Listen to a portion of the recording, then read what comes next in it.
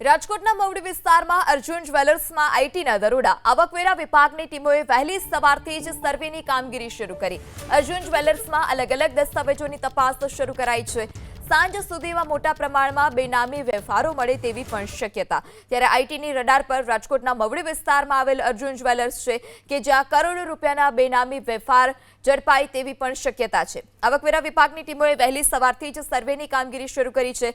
જ્વેલર્સમાં તપાસ ચાલી રહી છે। અલગ અલગ જે તેઓના ભાગીદારો હોય, સંબંધીઓ હોય તે તમામ જગ્યા પર જે તપાસ છે તે ચાલી રહી છે।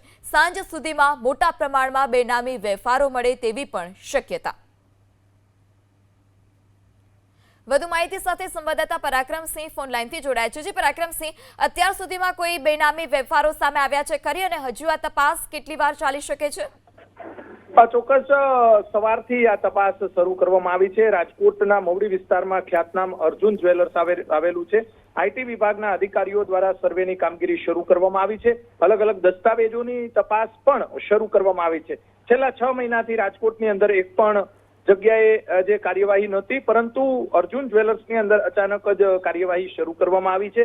12 કલાકથી આઈટીનો સર્વે જે છે તે કરવામાં આવતો હોવાની હકીકત સામે આવી છે। આઈટી વિભાગના અધિકારીઓએ હિસાબો અને આવક જાવકના જે દસ્તાવેજો છે તેની પણ તપાસ શરૂ કરી છે અને સાંજ સુધીમાં કદાચ મોટા પ્રમાણમાં બેનામી વ્યવહારો મળે તેવી પૂરી શક્યતાઓ છે।